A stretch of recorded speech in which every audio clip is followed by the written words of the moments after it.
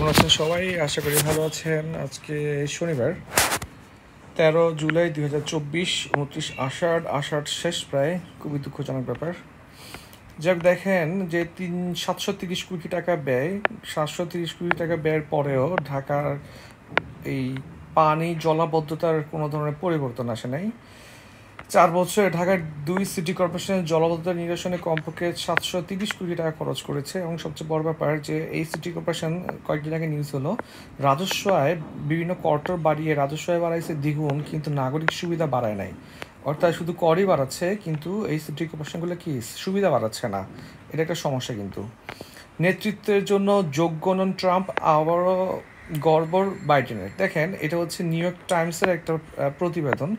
মূলত এই new York Times কিংবা হচ্ছে আপনার আরেকটা হচ্ছে টেলিগ্রাফ, এই পত্রিকাগুলো হচ্ছে খুব বেশি মাত্রায় রাজনৈতিক ফিলোসফি নিয়ে কাজ করে।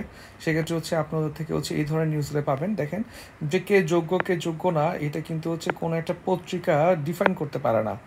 বাইডেনকে কোন পারপাসে তারা অযোগ্য বলতেছে সেটা কিন্তু তারা মানে ডিসক্লোজ করবে না। এখানে হচ্ছে এগুলো হচ্ছে মূলত মানুষের এই নির্বাচনের আগে মানুষকে হচ্ছে ইনডাইরেক্টলি পুশ করতেছে ভোট না দেওয়ার জন্য। দেখেন, যুক্তরাষ্ট্র প্রেসিডেন্ট নির্বাচনে গিয়ে ডেমোক্রেটিক পার্টির জো বাইডেনের সংকট যেন কাটছে না। নির্বাচন থেকে সরে দাঁড়ানোর চাপ কমাতে তার সামনে বড় সুযোগ ছিল বৃহস্পতিবার সংবাদ সম্মেলন। সেখানে হয়তো জানেন পুরো মারা খাওয়া দিছা। সেটা হচ্ছে আপনার ওই জ্যালোনস্কিকে হচ্ছে পাঠাইছে হচ্ছে পুতিন নামে, ভিপিকে বলতেছে ট্রাম্প। দেখেন, ট্রাম্প যদি যোগ্য না হয় তাহলে বাইডেন গড়বড় কীভাবে হবে? বাইডেন তো আরও অবস্থা খারাপ। বাইডেন তো সে আয়নাতে নিজেকে চিনতেছে না, এটা একটা অবস্থা, ঠিক না? যাই হোক, দেখেন, ছুটির দিনও বিক্ষোভ, শাহবাগ অবরোধ করে রাখছে স্টুডেন্টরা। আজ সন্ধ্যায় সব বিশ্ববিদ্যালয় ও জেলা পর্যায়ের প্রতিনিধি নিয়ে বৈঠক করে নতুন ঘোষণা দেওয়া হবে। যৌক্তিক আন্দোলনকে প্রশ্নবিদ্ধ করে কথা বললে তা হতাশ করে, বলেছে সার্জিস আলম। তাহলে দেখেন, মূলত হচ্ছে দেখেন যে কোটা ব্যবস্থা আপিল বিভাগের বিরুদ্ধে স্থিতিশীলতা বজায় রাখতে আদেশ দিয়ে শুনানির জন্য 7 আগস্ট দিন জারি করেছে। এই আদেশের ফলে কোটা আপাতত কার্যকর নেই বলে জানিয়েছে অ্যাটর্নি জেনারেল। তবে কোটা সংস্কারের দাবিতে আন্দোলন চালিয়ে যাচ্ছে বৈষম্য বিরোধী ছাত্র আন্দোলন। এ বিষয়ে প্রথম আলোচনায় কথা বলেছে অন্যতম সমন্বয়ক। যাই হোক, দেখেন, এই হচ্ছে কোটা আন্দোলন নিয়ে। পরের বেড়ে যাই, দেখেন, মারধরের শিকার শিক্ষার্থী ক্যাম্পাসে ফিরতে পারেন নাই। রাজশাহী বিশ্ববিদ্যালয়ে কোটা সংস্কার আন্দোলনের অংশ নেয় ছাত্রলীগ নেতারা এক শিক্ষার্থীকে মারধর করে মঙ্গলবার হল থেকে বের করে দেয়। এটা তদন্ত করার জন্য আবার 3 সদস্যের কমিটি গঠন করছে বিশ্ববিদ্যালয় প্রশাসন। যতক্ষণ নিরাপত্তা নিশ্চিত হচ্ছে ততক্ষণ পর্যন্ত ক্যাম্পাসে ফিরবেন না ভুক্তভোগী শিক্ষার্থীরা। দেখেন, এরপরে হচ্ছে ভুল তথ্য ব্যবহার করে মুনাফা করছে ইউটিউব। 2023 সালের নভেম্বর থেকে ডিসেম্বরের মধ্যে ইউটিউবে অনুসন্ধান চালানো হয়। গবেষণায় ভুল তথ্য সম্পর্কিত 700টা ভিডিও পাওয়া গেছে। ভুল তথ্যের মধ্যে রাজনীতি বিষয়ক তথ্য সবচেয়ে বেশি জানানো হলেও সামাজিক মাধ্যমটি বেশিরভাগ ক্ষেত্রে আমল নেয় না। তাদের কাছে হচ্ছে অ্যাড হইলে হচ্ছে 5 বছরে নিহত 5,916 শিক্ষার্থী, প্রায় 6,000, অর্থাৎ গড়ে হচ্ছে 1,000-এর বেশি শিক্ষার্থী প্রতি বছর মারা যাচ্ছে। দেখেন, পানি এবার যেতে চাইছে না, কমে আবার বাড়ে। কোনো মহল শিক্ষার্থীদের আন্দোলনে উস্কানি দিচ্ছে বলে জানিয়েছে উপত্যকাতে, যদিও উপত্যকাতে একদম শুরু থেকেই বলতে যাচ্ছে যে এখানে হচ্ছে অন্য ভিন্ন মতামতীরা হচ্ছে উস্কানি দিচ্ছে। তথ্যপূর্ণ কিনা জানি না। এরপরে হচ্ছে দেখেন, মোদির সঙ্গে বিমস্টেক পররাষ্ট্রমন্ত্রীদের সাক্ষাৎকার এবং রোহিঙ্গা প্রত্যাবাসন শুরুতে ইতিবাচক মিয়ানমার। মূলত ওরা হচ্ছে প্রতিবারই ইতিবাচকতা প্রকাশ করে কিন্তু কাজ করে না, এটা হচ্ছে মেন ইস্যু। দেখেন, নারীর ছিন্ন ভিন্ন লাশের পাশে পড়েছিল শিশু। গাজীপুরে এই ঘটনায় গতকাল রাত 8টা পর্যন্ত ওই নারীর পরিচয় জানা যায় না। 3 জেলায় নিহত 8 জন। এই হচ্ছে অবস্থা। স্বাস্থ্য সুরক্ষা কর্মসূচি হিমাগারে পাঠানোর দায় কার? বিভিন্ন গবেষণার প্রতিবেদন থেকে দেখা যায় এই কর্মসূচির উপকারভোগীদের স্বাস্থ্য ব্যয়ের ঝুঁকি কমাতে সক্ষম হয়েছে। ন্যাশনাল হেলথ অথরিটি গঠন না করার চরম অদূরদর্শিতা এবং ব্যবস্থাপনাগত দায়িত্বহীনতার পরিচয়, যেগুলো হচ্ছে আমাদের পরীক্ষা আসতেছে না। নেগেটিভ নিউজগুলো আমরা কাজ হারিয়ে বিপাকে 60 জন মাঝি। দেখেন, খেয়াঘাটে প্রভাবশালীদের থাবা, ওই প্রভাবশালীদের দাপটে 12 দিন ধরে কর্মহীন মাঝিরা। এরপরে হচ্ছে আর তেমন কিছু নেই। দেখেন, এই যে ঢাকার অবস্থা।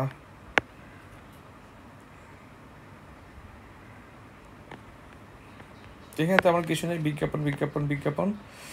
তারপর হচ্ছে সময়টা আমাদের ভালো আছে না, ধর্মঘট অবরোধ, অরুন্ধতী রায়ের বিচার এবং মুদ্রাস্ফীতি কমিয়ে আনা কঠিনতর হচ্ছে। এখানে খুব একটা তেমন কিছু নাই। পরীক্ষায় যদি আসে, পরীক্ষায় আসে মুদ্রাস্ফীতি কাকে বলে, মুদ্রাস্ফীতি কেন হয়, মুদ্রাস্ফীতিকে কন্ট্রোল করা যায়, এইটা নিয়ে হচ্ছে আমার চ্যানেলের ভিডিও আছে, যে দেখে নিয়ে প্রয়োজনে আরেকটা ভিডিও বানাবো। মুদ্রাস্ফীতি খুবই ইম্পর্টেন্ট এবার, ঠিক আছে। মুদ্রাস্ফীতি থাকা মানে খাদ্য নিরাপত্তা ইম্পর্টেন্ট, তো খাদ্য নিরাপত্তা টপিকটা আপনাকে দেখা লাগবে। Food security diplomacy, food diplomacy কিন্তু কি, এটাও কিন্তু ইম্পর্টেন্ট চলে আসতে পারে। তাহলে দেখেন, গত অর্থ বছর শেষ হয়েছে 9.73% হারে বার্ষিক গড় মুদ্রাস্ফীতি নিয়ে এখন থেকে 12 মাসের মাথায় তার 6.5-এ নামাতে হবে। নামাতে হলে মানে হচ্ছে বর্তমান অর্থ বছরে মুদ্রাস্ফীতির লক্ষ্যমাত্রা 6.5। তাহলে এখানে ড্রপ করতে হলে কেন্দ্রীয় ব্যাংকের প্রধান করণীয় হলো সুদের হার বাড়ানো, যেন বাজারে টাকা সরবরাহ কমে আর মানুষের হাত থেকে টাকা যেন ব্যাংকে ঢোকে। পাশাপাশি ব্যবসা বাণিজ্য পরিচালনায় শিল্প কারখানার উৎপাদন বজায় রাখতে প্রয়োজনীয় ঋণ সরবরাহ যেন করা যায় সেদিকে লক্ষ্য রাখতে হবে। সুদের হার বাড়ালে উৎপাদন এবং ব্যবসার খরচ তো কিছুটা বাড়বেই, কারণ ব্যাংক থেকে আগের চেয়ে একটু বেশি সুদারে কি ঋণ দিতে হবে। তাহলে মূলত হচ্ছে এখানে একটা আরেকটা ইস্যু হচ্ছে আপনার টাকা ছাপানো বন্ধ করা লাগবে, যেটা বাংলাদেশ বন্ধ করতেছে না। যাক, এই হচ্ছে এই পেজ আমাদের পরীক্ষায় আসবে না। ছুটির দিনে বোয়িংয়ের 17 বছর পরীক্ষায় আসবে না। তারপরে হচ্ছে দেখেন, ইন্টারন্যাশনাল গাজা শিল্পাঞ্চল গুড়িয়ে দিয়েছে ইসরায়েল। ইসরায়েল আসলে গাজায় কিছু রাখতেছে না আর কি, মানে এটা এমন একটা অবস্থা ছেড়ে দিবে যে আপনি থাইকেও লাভ হবে না। এই নিউজটা পরে খুবই হতাশ লাগছে আজকে, যে কেনিয়ার এই নিউজটা আমি গত 2 দিন ধরে দেখতেছি। প্রচুর মানে কেনিয়াতে প্রচুর আন্দোলন হচ্ছে, সেখানে পুরো মন্ত্রিসভার প্রায় সবাইকে বের করে দিচ্ছে। এটা হচ্ছে বৃহস্পতিবারের নিউজ, হ্যাঁ, একটা বৃহস্পতিবার গেল, সারাদিন গেল, শুক্রবারে গেল, এই আজকে শনিবারের নিউজ এখানে এগুলো বুঝলাম না। মানে এমন না নিউজের জায়গা ছিল না, ওরা কিন্তু প্রচুর অ্যাডও দেয়, দেখেন প্রচুর অ্যাডও দেয়। যাই হোক, নিয়োগ বিক্রি দিয়েছে নদী গবেষণা ইনস্টিটিউট, গ্রেড 14 থেকে 16, কোটা সিস্টেম থাকলে হচ্ছে চান্স পাওয়া টাফ। প্রশাসন তৈরিতে ব্যবহৃত হচ্ছে কৃত্রিম বুদ্ধিমত্তার সংরক্ষিত 23টি আসন পেতে যাচ্ছে ইমরানের দল, আমাদের লাগবে না। তারপর দেখেন, আর তেমন কিছু নাই। দেখেন, অর্থ বাণিজ্যতে দেখি আমরা, সৌদিকে সরিয়ে শীর্ষে আরব আমিরাত। এইটা হচ্ছে আমাদেরকে জাস্ট আরব আমিরাত নামটা জানলেই হচ্ছে। সংযুক্ত আরব আমিরাত গত কয়েক বছরে যে পরিমাণ জনশক্তি রপ্তানি হয়েছে তার সঙ্গে প্রবাসীর এই তথ্য সামঞ্জস্যপূর্ণ নয় বলেছে গবেষণা পরিচালক সিপিডি। বিদায়ী 23-24 অর্থ বছরে ইউই থেকে সবচেয়ে বেশি টাকা আসছে সম্ভবত 444 বা 441 কোটি ডলারের মতো। আচ্ছা, এটা আমাদের জানার প্রয়োজন নেই, জাস্ট এটা মাথায় রাখেন কই থেকে আসছে। মূল্যস্ফীতি লাগাম টানতে পারছে না কেন্দ্রীয় ব্যাংক, বুঝতে পারতেছে মূল্যস্ফীতি খুবই ইম্পর্টেন্ট আপনাদের জন্য, প্রয়োজনে আমি একটা ভিডিও বানাবো। মূল্যস্ফীতি নিয়ন্ত্রণের মাধ্যমে মানুষকে স্বস্তিতে রাখা বাংলাদেশ ব্যাংকের প্রধান কাজ। তবে বাংলাদেশ ব্যাংক হচ্ছে এইসব কাজ বাদ দিয়ে সবচেয়ে বেশি কাজ করতেছে হচ্ছে কি, সাংবাদিকদের কাছে ঢুকতে দিবে না, ওরা হচ্ছে ডেটা উইকলি ডেটা পাবলিশ না করে মান্থলি পাবলিশ করবে, এইসব নিয়ে ওরা বেশি ব্যস্ত মনে হচ্ছে। এক্ষেত্রে বাংলাদেশ ব্যাংকের ভুল সিদ্ধান্ত খেসারত গুনছে সাধারণ মানুষ। কেন্দ্রীয় ব্যাংক বিলম্বে হলেও মূল্যস্ফীতি নিয়ন্ত্রণে যেসব পদক্ষেপ নিয়েছে তার ফল পেতে আরও কিছু টাইম লাগবে। ডলারের দাম বেড়ে যায়, আমদানি পণ্যের দাম বেড়ে গেছে, সুদের বাড়িয়ে সরবরাহ কমানো সহ বাংলাদেশ ব্যাংকের যা করণীয় তা নিয়মিত করা হচ্ছে।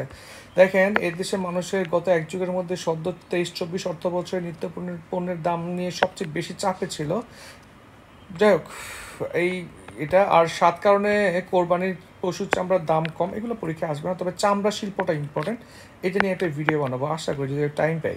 দেখেন কী কী 7টা কারণ, দেখেন একসঙ্গে বিপুল পরিমাণ সরবরাহ, আপনারা মাথায় রাখবেন যদি ডিমান্ড বাড়ে তাহলে হচ্ছে, যদি ডিমান্ড বাড়ে তাহলে, আর যদি সাপ্লাই কমে তখন যেটা হবে যে আপনার দামটা হচ্ছে বেড়ে যাবে।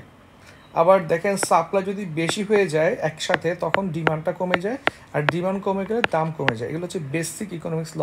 এই দেখেন, একসাথে প্রচুর আসে দাম কমে যায়। লবণের মূল্য বৃদ্ধি, যেহেতু প্রক্রিয়াজাতকরণে লবণ লাগে, লবণের দাম বাড়লে এটার দাম বাড়বে। ভ্যান ভাড়া, ট্রান্সপোর্টেশন ফি, তারপর ক্রেতা কমে গেছে মানে চাহিদা হ্রাস পাইছে, এবার দিতে পারেন চাহিদা হ্রাস। ব্যবসায়ীদের তহবিল সংকট, ব্যবসায়ীরা কিনতে পারতেছে না, ট্রেনারি মালিকদের সঠিকভাবে অর্থ দেওয়া হয় না, ট্রেনারি মালিকদের সিন্ডিকেট এবং বাজার সিন্ডিকেট। দেখেন, এইটার স্ক্রিনশট নিয়ে রাখতে পারেন, কাজে লাগতে পারে। যে সারা দেশে ছড়িয়ে ছিটিয়ে আছে 230টির মতো বেশি ট্যানারি শিল্প, এর মধ্যে আপনার আধুনিক হচ্ছে মাত্র 30টার মতো, হ্যাঁ তেমন কিছু নাই। ট্যানারি নিয়ে কিন্তু আমরা প্রচুর আলোচনা করছি না কুরবানিদের সময়, পরীক্ষায় এগুলো থেকে চলে আসবে। ওকে, এখান থেকে কিছু আসবে না। শেষ পৃষ্ঠে দেখি আমরা রপ্তানিতে গড়মিল 1081 কোটি ডলার। ডলার ডলার চিন্তা করা যায়, 1000 কোটি ডলার। দেখেন বাংলাদেশ ব্যাংক বলছে 11 মাসে রপ্তানি আয় কমেছে 4.28%, ইপিপি হিসাবে আয় বেড়েছে। জুলাই থেকে মে 11 মাসে ইপিপি বলতেছে আমাদের রপ্তানি আয় হচ্ছে 5154, অর্থাৎ $5,154 আর বাংলাদেশ ব্যাংক বলতেছে $4,073 চিন্তা করেন এত ডিস্টেন্স কীভাবে হয়, এখনও কেমনে ইপিপি এইসব কথাবার্তা বলে। যাই হোক, হচ্ছে আজকে প্রথম আলো, সবাইকে অসংখ্য ধন্যবাদ, ভালো থাকবেন সবাই।